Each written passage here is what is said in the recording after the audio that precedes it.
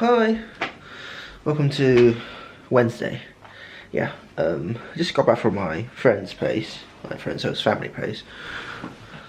Just chilled for the whole afternoon, and yeah, chill, watch movies, done my homework on physics. Nothing special. But tonight, or rather this evening, our school have a guest. An aviation guest to come to have a talk about his past experiences. I believe he's like a 90-something pilot who was served in World War II, and the event is called Legends of Aviation. So I think I'm going to have a look and maybe sit through the talk, which actually, I think the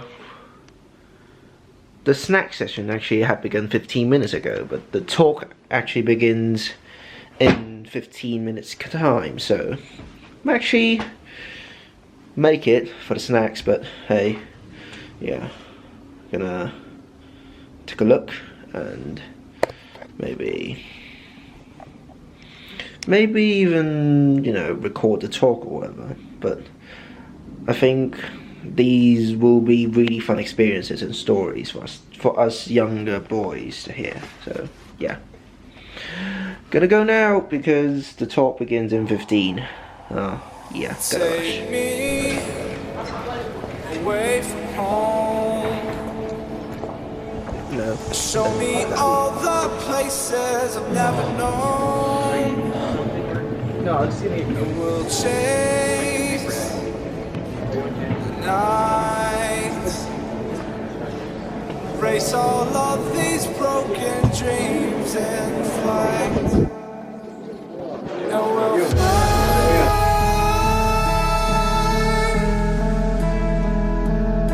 oh, we'll fly.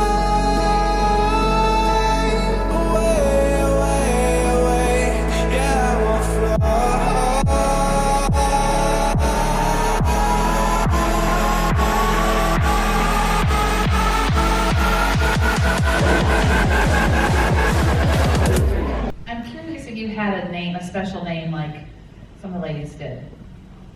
A call name, nickname. Your call sign? What? Your call sign? I'm still. Your call sign? Or Call nickname? sign. Yeah. Nickname. You got a flying nickname. A nickname that you might have had. Some of the fighter flight pilots had those. Maybe. I'm so hard of hearing that I cannot. Maybe he can translate for me. I just want to speak on behalf of a lot of us general aviation pilots or pilots in general that we respect your achievements so much and appreciate everything you guys have done over the years.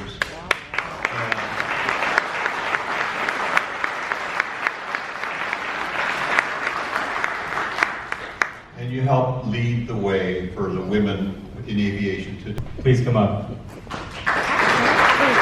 Everyone.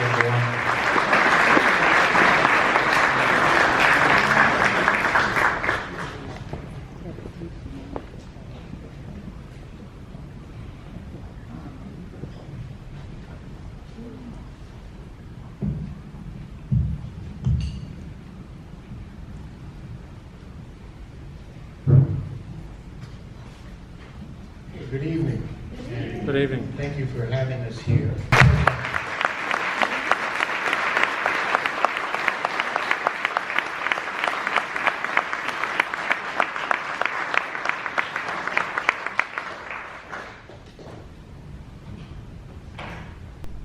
And in order to maintain the legacy, we have to have people who are alive. Not only that, the chances for them to stay alive is important also. And so that brings in a matter of age and a matter of sex. And those two things are constant in our lives. Everybody's interested in it. And so we have, and I have the Los Angeles chapter. I brought this book here too, and I was going to talk about it, but now, oh well, let's go. So we have younger people, that's the age part. We have to have that constantly coming in order for us to remain a viable and important organization. And most of the younger people are younger than I am. Yep. And that means that their chances of living, their chances of being viable, their chances of being interesting are much better than mine. And therefore, we want them there. We have a president here of the Seattle chapter. We also have in the Los Angeles chapter a young lady who is president of the Los Angeles chapter. Incidentally, we have chapters throughout the country, as I said earlier, and the Seattle is one of the stronger ones.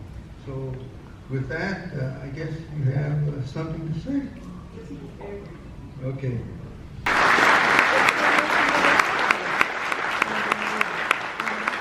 Let me say one other thing. Sorry. Bye. Not that I just got back. I just got back, I want to record, and then the camera's battery ran out. Both of them. So yeah. Anyway, I've recharged one of them, and here I am. I've finished dinner, I've bathed for my wet hair, and getting ready to sleep basically. But let's just say first, the event was truly awesome.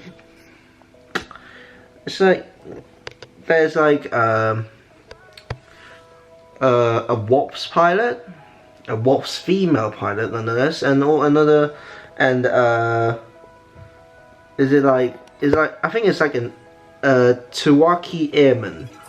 Sorry if I'm butchering the pronunciation, but those are two pilots that served in World War II, no matter in country or overseas, actually doing military operations. And I mean, wow, hearing the stories is just yeah, makes me, you know, appreciate how much they've done, how much they've put to, you know, train the gunners, for example, or how much do they need to bear through, you know, to be recognized for their contribution to the war. And we really should take this to a high regard. And there's the president of the Tuskegee Airmen Association, yeah, and